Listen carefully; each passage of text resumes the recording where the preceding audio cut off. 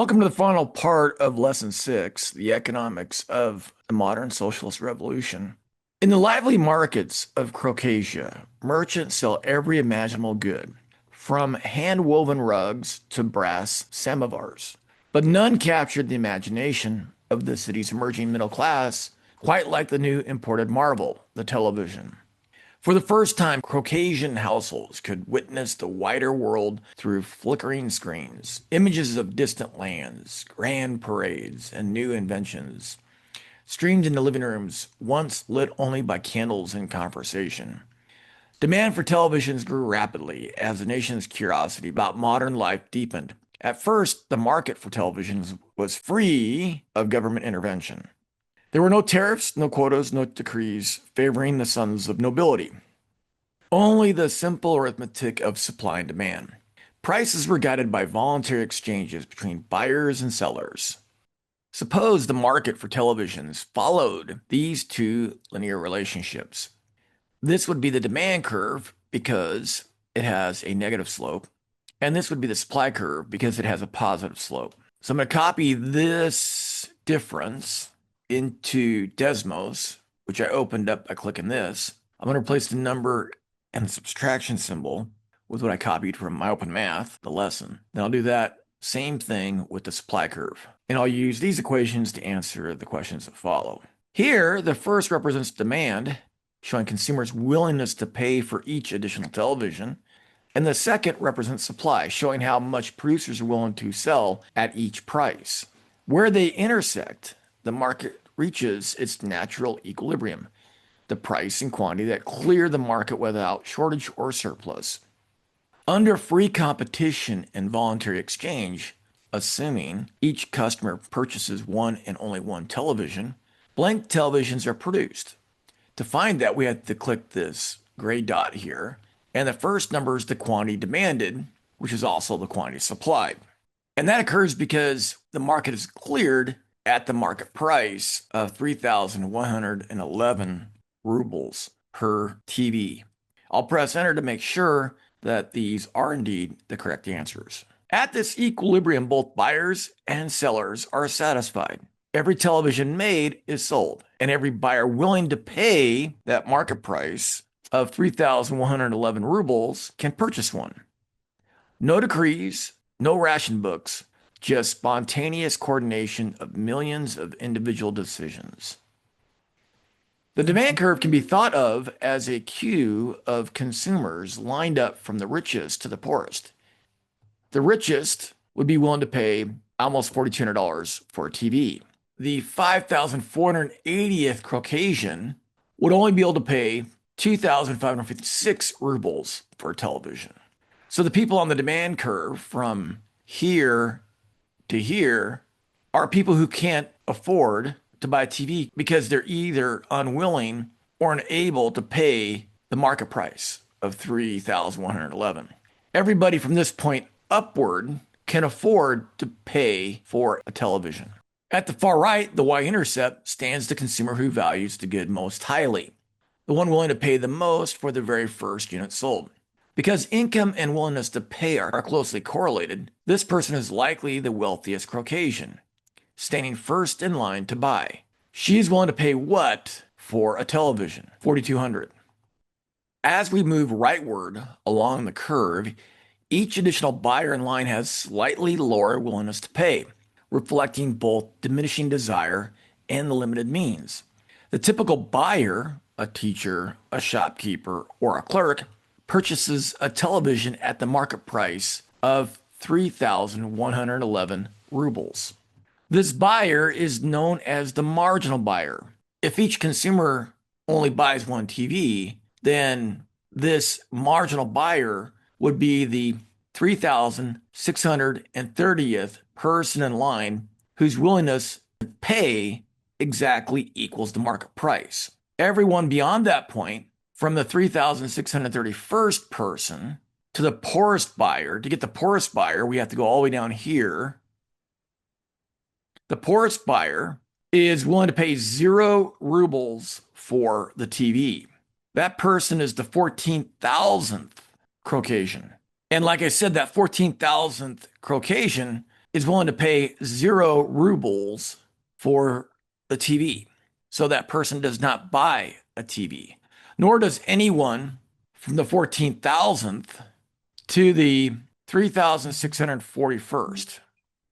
Thus, the demand curve is more than a graph.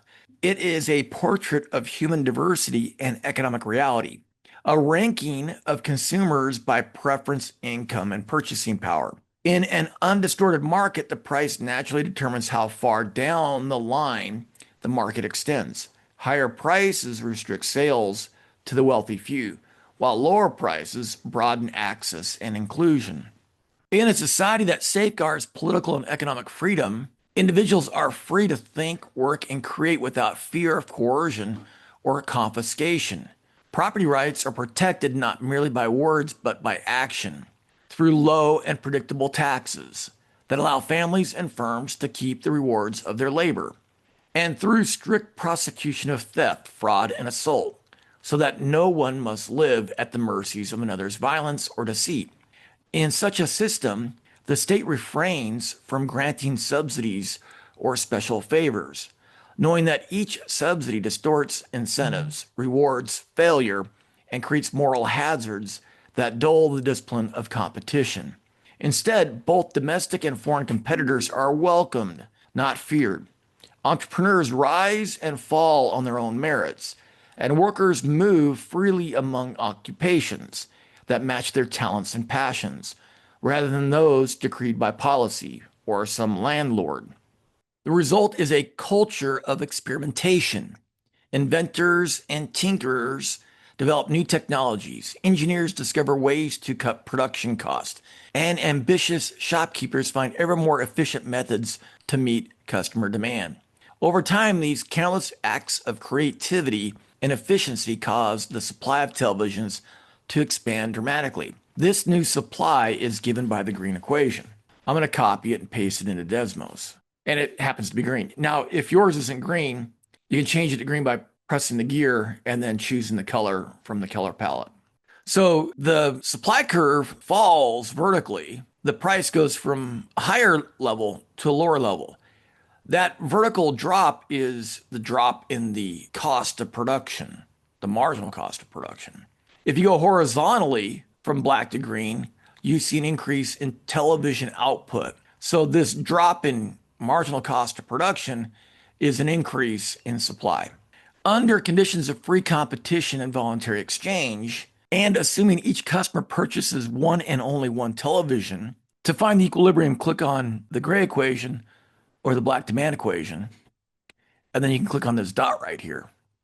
4,620 televisions are supplied and demanded at this new lower market price of 2,814 rubles. I'm going to copy that quantity. I'll put it here and I'll put it here. Then I'll press enter to make sure I got it right. The new market clearing price is much lower than it was initially. It is now 2,814 rubles. At this equilibrium, both buyers and sellers are satisfied. Every television produced is sold, and every buyer willing to pay the 2,814 rubles can purchase one. The increase in output equal to the difference between the new and previous quantities supplied, which I'm going to calculate over here. So the new quantity is 4,620, the first number on this point. The old quantity was 3,630. Copy that, and I'm going to type a minus and then paste that older quantity. The increase in televisions is 990 in my model. That represents the number of previously poor households in Caucasia who are now able to afford a television for the first time. No decrees, no price controls, and no subsidies were required to expand access to the TV market. Only the spontaneous coordination of millions of individual decisions, the gains from trade that accrue to the consumers, measured by consumer surplus, rose from previous consumer surplus to the new consumer surplus. So to find the previous consumer surplus, I'm going to have a line at the previous market clearing price. Now to draw a horizontal line, I need to type y equal, because this is a math platform. And then I want to change line to a dashed line of width 1. And then I'm going to click done. This triangle up here between the demand curve and the dashed line that goes to the original equilibrium, this triangle here is the consumer surplus. And this triangle down here is the initial producer surplus. It is this disequality that results in exchanges. The 2000th consumer in Caucasia is willing to pay at most 3,600 rubles for the television, but only has to pay that market price of 3,111 rubles. That 2000th consumer gains by trading with the television supplier. The television supplier supplying this 2000th television would have accepted a price that is slightly lower than 2,000 rubles, but gets paid the market price for the television, 3,111. So the producer supplying the 2,000 television gains in the transaction. And again, so does that 2000th consumer. They both gain. This is what the 2000th consumer values that TV at. And this is what the producer of that 2000 TV would have sold it for. And it is this disequality that result in the voluntary exchange between these two people. The consumer is willing to give up the money to buy the TV. The producer is willing to give up the TV to get the money. The property rights of the television and the property rights of the 3,111 rubles are exchanged. So it's an exchange of property rights, and it's completely voluntary. So to calculate that consumer surplus, we need the highest point of the demand curve, which is the intercept. We need the original market clearing price, 3,111 rubles. And then we need to multiply it by the width of this triangle, which goes from 0 to 3,630. That is the area of a rectangle. We need the area of the triangle. And so the original consumer surplus is this value in terms of rubles. And I'll go ahead and press enter to make sure I got it right. Now, to get the new consumer surplus, I'm going to click on the demand curve and then click on this dot right here. The new market price is 2,814. I'm going to put that right here. I'm going to type y equal to, and then I'm going to click the gear, change it to blue, change it to dash, and then type 1 here, and then click done. I'm going to turn off the old dash line to the initial market equilibrium, and then I'll turn off the original supply curve. Now I'm in the final condition, the equilibrium that results from all this economic freedom and the enforcement of property rights that results thereof. Notice that the consumer surplus triangle is larger than it was. That's because the price is lower and access to the TV market has been expanded into once poor households. So to find this consumer surplus, I'm going to copy this expression. I'm going to paste it down here. I'm going to replace the price, the market price of 3,111 with the new market price of 2,814 rubles. And then I'm going to replace the quantity of televisions, which was only 3,630. I'm going to replace that with 4,620. And notice my consumer surplus is higher. I'm going to press enter to make sure I got that correct. The gains in trade that accrue to consumers for engaging in voluntary commerce have increased, have almost doubled. This should be 2,814. For initial producer surplus, we're going to turn on the original supply curve and we're going to turn off the new supply curve. We're going to turn off the dotted line for the final equilibrium and turn on the dotted line for the initial equilibrium. Now we got to calculate this triangle. This is the firm surplus. It is bigger than the consumer surplus. And that's because supply is relatively more inelastic than demand. The reason why supply is so inelastic here is because in this market, you have a very large producer who has economies of scale and can afford tighter margins than smaller TV producers who don't have economies of scale. who get squeezed if the market price falls just a little bit. So what I'm going to do is I'm going to modify the original consumer surplus here. The highest elevation of this lower triangle is the original market clearing price. The lowest elevation of this triangle is the supply curve's intercept, 570. So the height of the triangle is the difference in these two numbers. The width of this triangle is the same as it was before, 3,600. So the firm surplus, it is bigger than the original consumer surplus for reasons I mentioned earlier. Now I need to find the final firm surplus. So I'm going to turn on the final supply curve, turn off the initial supply curve, turn off the initial dotted line that goes to the equilibrium, and then turn on its counterpart. And notice this is now firm surplus. We got an issue though. We got this little triangle we got to subtract off down here because this value goes negative. So we can't have negative surplus here, right? So we got to subtract that part off. So it's a little more complicated of a question. The highest elevation of the triangle is the new market clearing price. The lowest point of the triangle is negative 421. So I'm going to write this as minus and then a negative 420.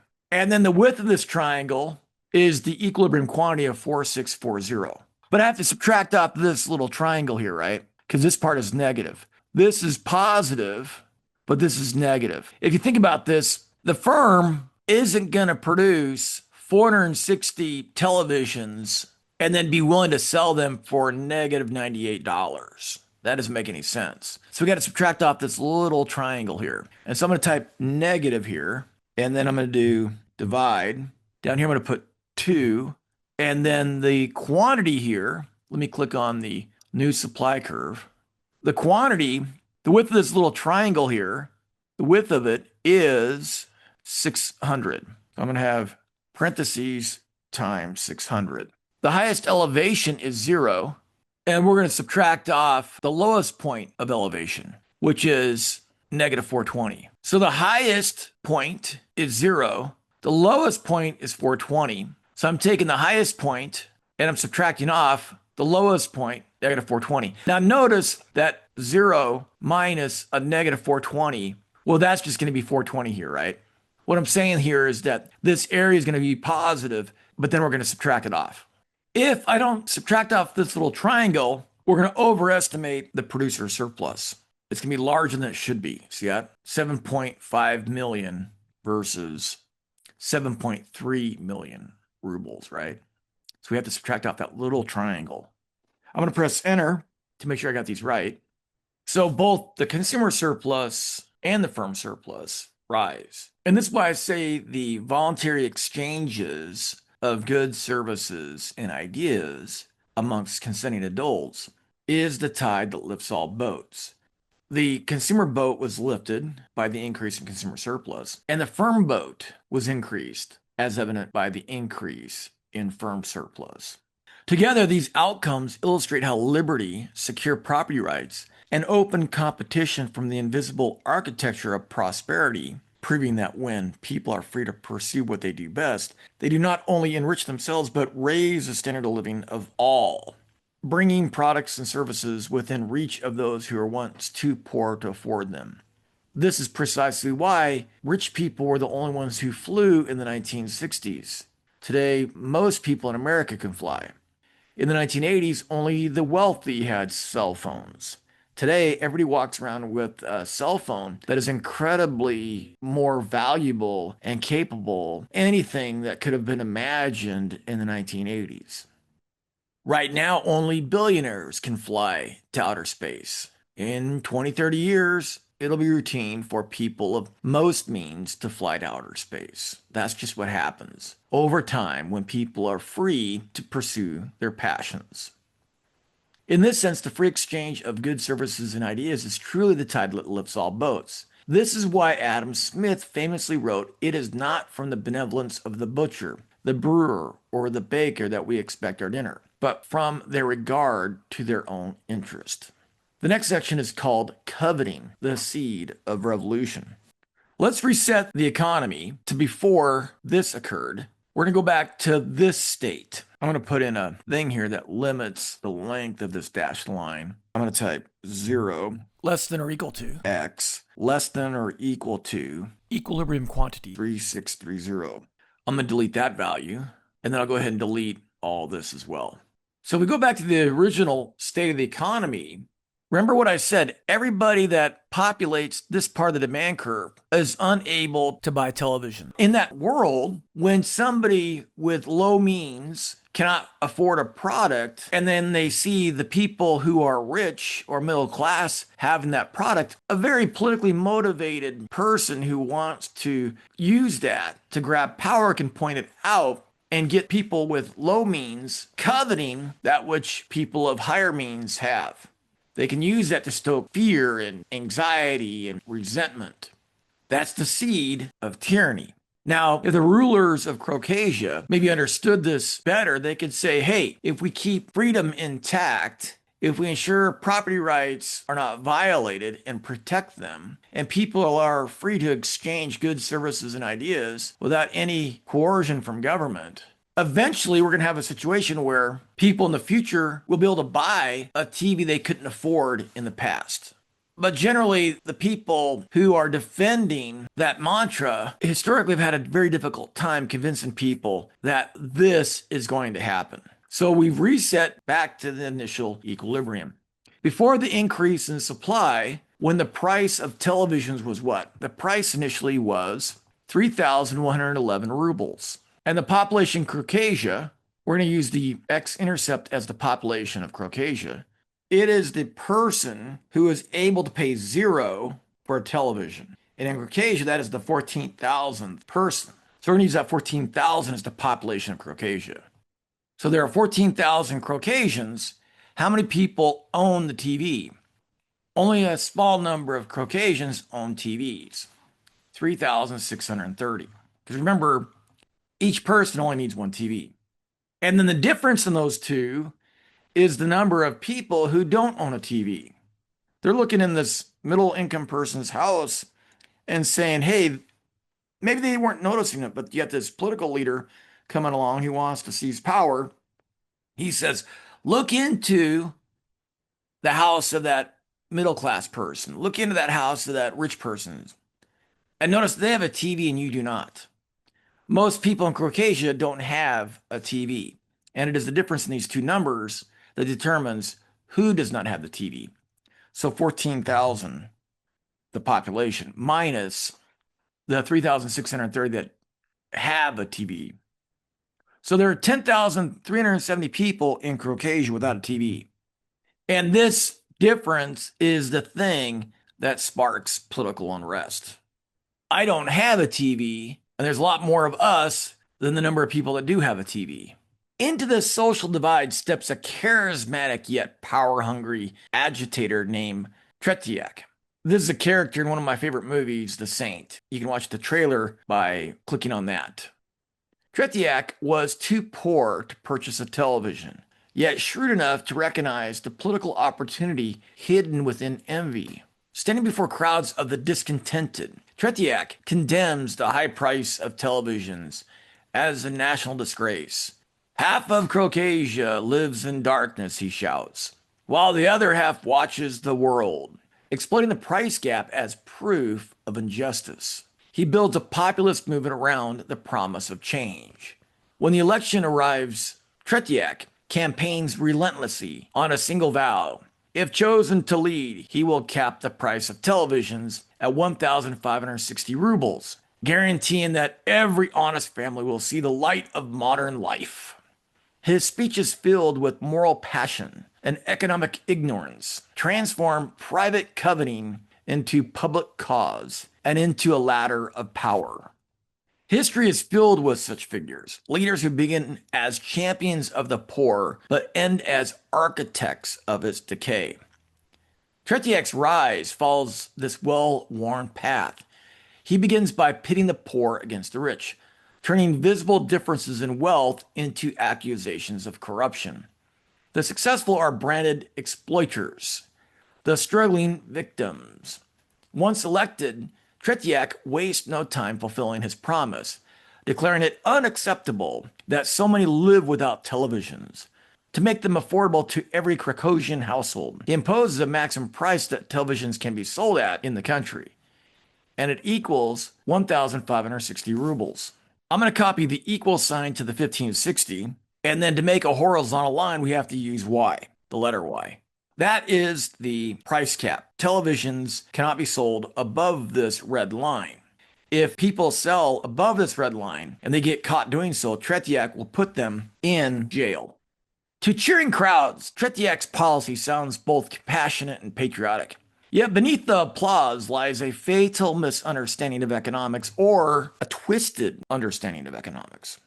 Coveting cannot be cured by decree, and prices cannot be forced down without consequence.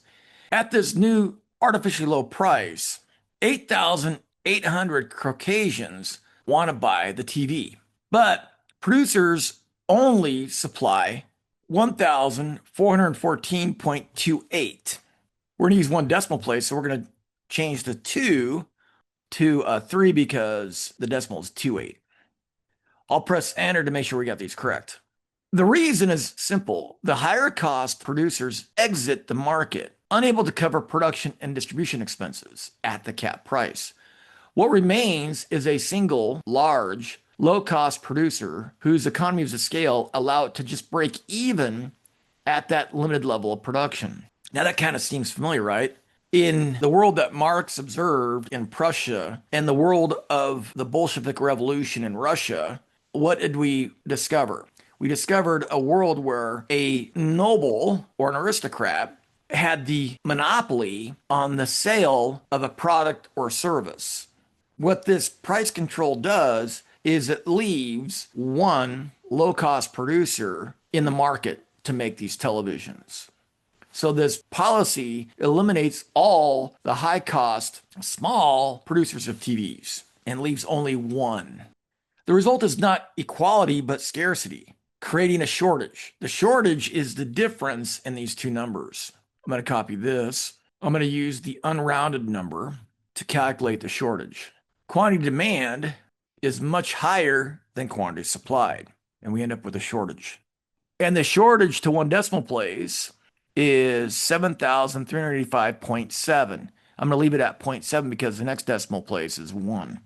Long lines form outside shops. Shelves sit empty. Now, this was the case in the Soviet Union right before the wall came crumbling down and the Soviet Union broke up into a bunch of former Soviet states into independent republics, leaving just Russia. When my great uncle went to Moscow in like the year 1986, he met a young man who was wearing black market Levi blue jeans. Who ended up being his future son-in-law. But this young man took my great uncle Doug on a tour of Moscow, showing him grocery stores. All the shelves were empty, but shelves containing potatoes and vodka. When the leaders of the new Russian nation, a remnant of the Soviet Union, came to the United States, they were taken to a grocery store. They were shocked to their core at the superabundance of Fresh vegetables and fruits from all over the world that everybody could purchase in America. They were completely shocked by it.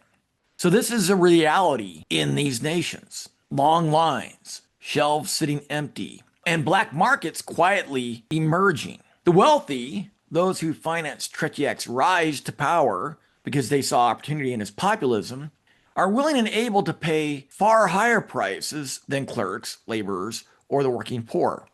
If the quantity that is supplied under Tretiak's price cap delineates the wealthy from the rest of society, the marginal consumer among the wealthy is willing to pay how many rubles for the final television sold legally in Caucasia. Well, to find that, we need to make a vertical line at this value. Get rid of the 8,800. I'm going to type X equal. I'm going to click the gear. I'm going to change this to black dotted line with a thickness of 1. So the people from here to here on the demand curve are able and willing to pay much higher prices than the people on the demand curve here, and much higher prices than the people that populate the demand curve all the way down to here. So these are the people who are able and willing to pay the highest prices. And the marginal one amongst them is this dude.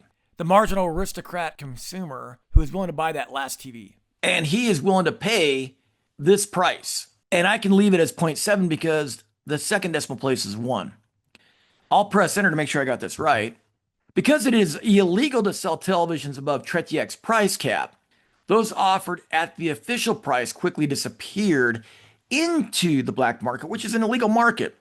Now, the word black market, that phrase comes from the fact that you want to do this commerce where nobody can see you when everybody's asleep. So it happens in the alleys at night where there are no street lamps. That's why it's called a black market.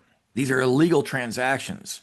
And in that black market, the wealthiest purchase the TVs. Now, is a wealthy aristocrat going into the alley behind a store in the dark of night? No.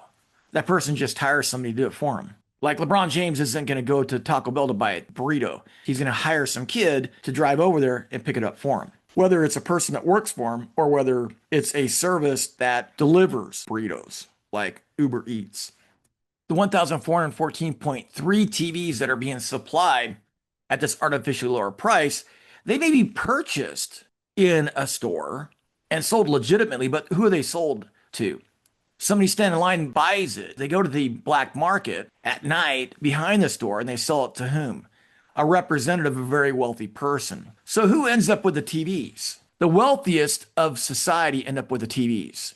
They're the ones populating the demand curve here. They end up with all the TVs. What happens to those who were able to buy TVs before the price control? Well, none of these people are able to buy a TV now because the TVs are purchased in the black market by the wealthiest in society. These people can't pay the price that these people can pay. So they are out of luck. They're now without TVs. The poor aren't able to pay these prices. So the poor who were promised a TV still can't buy a TV because there's not enough TVs going around and the black market price is more than they can afford. The people who were buying a TV before are now unable to buy a TV. And only the wealthiest in society can buy the TV. Meanwhile, the previously supplied quantity once separated the middle class from the poor. Then the former members of the middle class have now joined their comrades among the poor. The number of the former middle class Is the difference between this quantity here and that quantity there. before the price cap was enacted. 3,630 people were able to buy the TV. Because this quantity delineates the rich from the middle class, there are 1,414.3 elites in Caucasia. There are 3,630 elites and middle class in Caucasia. If I subtract this from the total number of elites and middle class people in Caucasia, I get the number of people who were once middle class. And that is 2,215.7. And I'll press enter to find out if I got that correct. These people have joined their comrades among the poor. The poor who could not afford televisions before Tretiak's reform remain unable to buy them now. How many are there who are poor and unable to buy the TV before the price control? There are 14,000 people in Caucasia. The number of the poor was the difference in the 14,000 and the 3,630. These are all poor people who are unable to buy the TV before the price control. What happened to the consumer surplus of the wealthy? Remember, the people who are wealthy in the society are the people that populate the demand curve from that point to that point. The surplus of the wealthy people Is the area of this trapezoid. An easy way to calculate the area of a trapezoid is to take the average of these vertical heights and then multiply it by the width. So we're going to first calculate the average height here and then multiply it by the width. I blew up this trapezoid and I'm going to use Notepad to type the formula and then I'll copy it into Desmos when I'm done. Okay, so I said the trapezoid's area is the average of this height And that height. times the width. The highest point of the trapezoid is 4,200. On this part of the trapezoid, the lowest elevation is 3,111. That is the first height. The second height is the difference between this number and this number. And then I want to take the average of the two. So I'm going to copy this down here. This is height 1, This is height 2, and then I need to take the average. I'm going to divide the sum of those by 2 to get the average. Now I want to multiply that by the width of the trapezoid. And the width of the trapezoid goes from 0 to this number.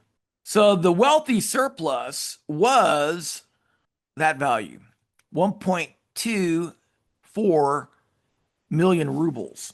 That's what it was before the price control. But what did the price control do? The price control lowered the price that the wealthy pay from this equilibrium price down to this red line. So I have to extend this trapezoid from this little one to include everything down to the red line. And the red line, if you remember, is at what value? 1560. So I want to replace the height of this dotted line, 3011, with the height of this red line, 1560. So I'm going to replace this with 1560. I'm going to replace this with 1560. What happened to the consumer surplus here? It skyrocketed. Now, because that second decimal is a 6, that becomes a 7. I'm going to press enter to make sure I got it right, and I did. The people who populate the demand curve from here to here are now part of the poor, because everybody on the demand curve from here all the way down to the intercept are unable to buy the TV. None of these people can afford to buy the TV.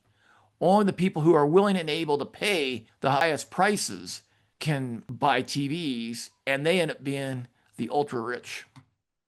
So you can imagine that after this policy is put in place, where even fewer people have TVs than before, you can imagine the masses turning against Tretiak.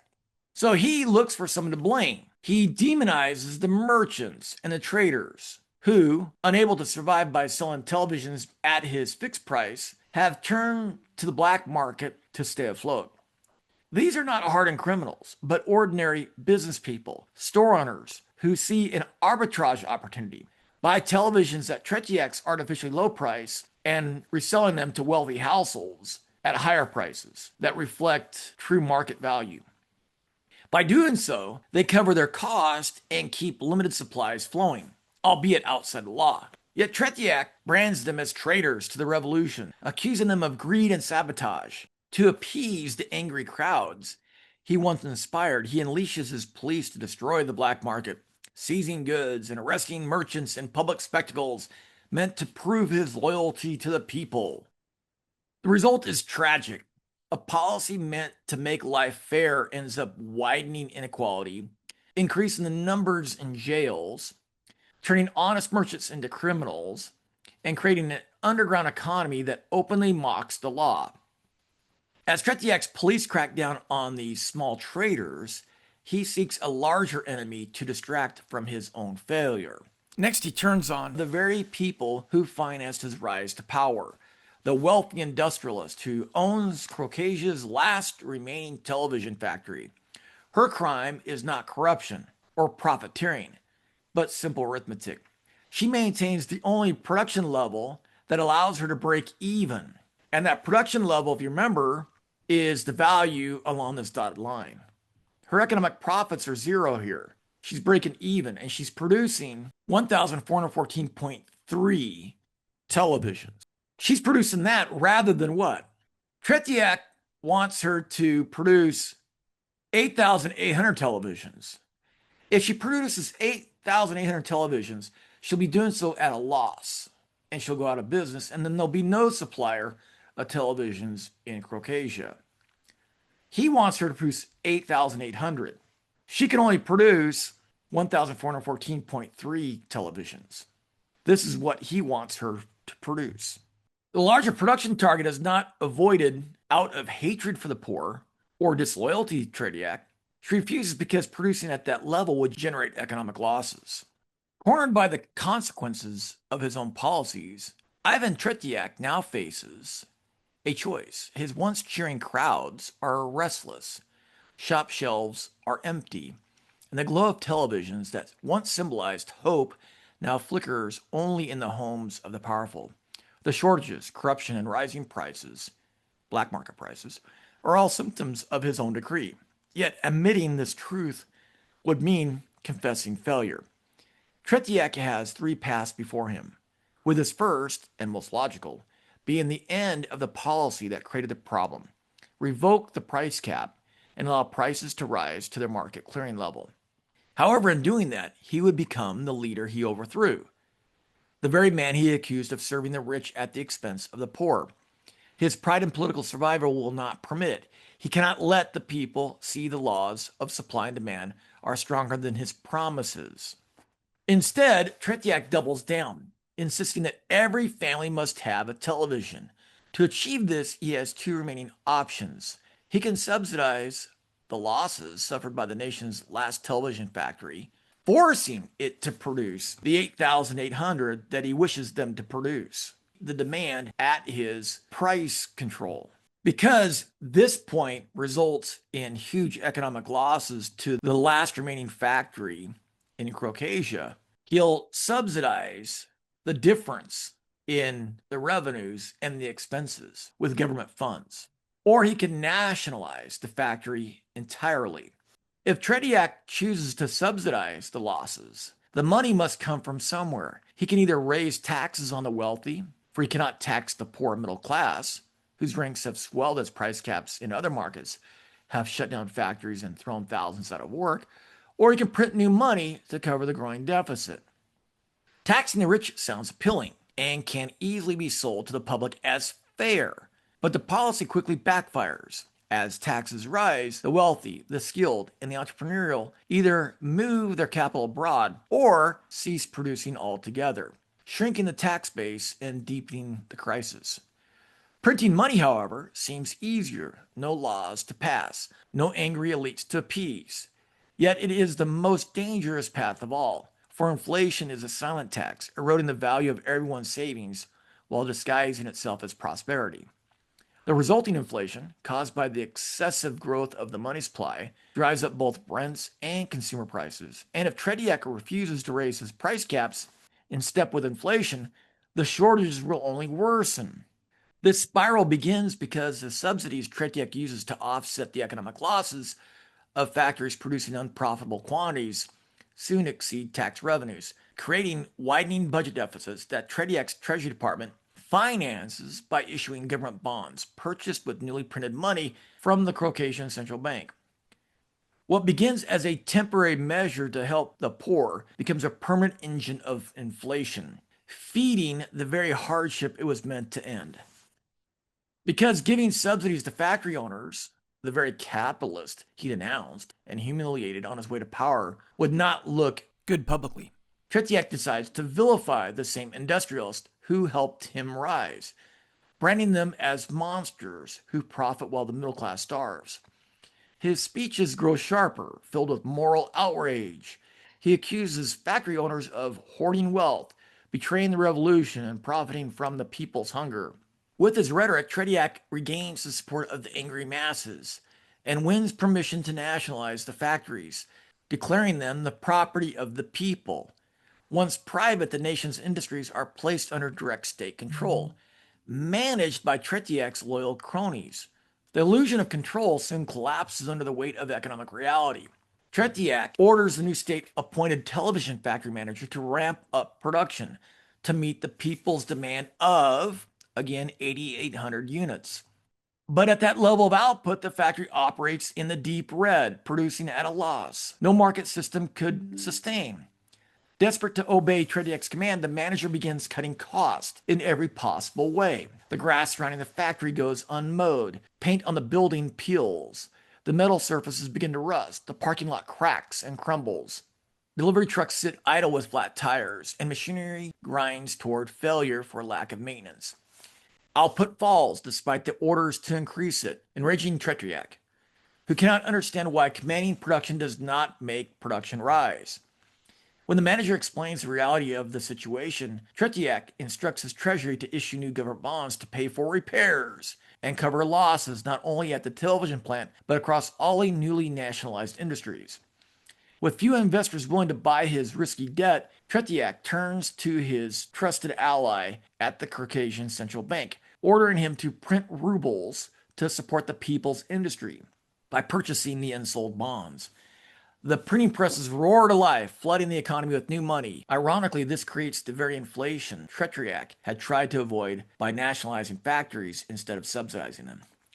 Like so many demagogues before him, he chooses the easy road, mistaking monetary illusion for prosperity and force for economic wisdom. What you want to do now is you want to read each paragraph and then answer the question at the end of each paragraph.